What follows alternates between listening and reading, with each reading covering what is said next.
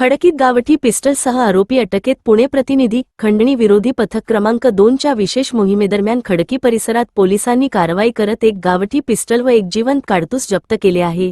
Police आयुक्तांच्या आदेशानुसार दिनांक 18 एप्रिल 2026 ते 24 एप्रिल 2026 या कालावधीत अवैध अग्निशस्त्र विरोधी विशेष मोहीम राबविण्यात येत होती.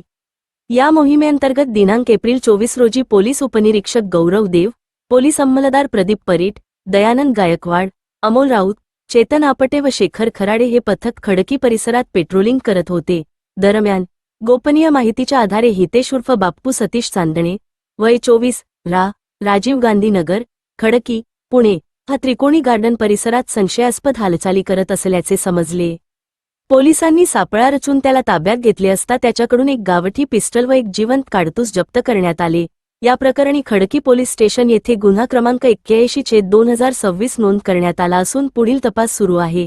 आरोपीवर यापूर्वीही गंभीर स्वरूपाचे गुन्हे दाखल असल्याची माहिती पोलिसांनी दिली आहे. ही कारवाई वरिष्ठ अधिकाऱ्यांच्या मार्गदर्शनाखाली खंडणी विरोधी पथक क्रमांक 2 यांनी यशस्वीरित्या पार पाडली.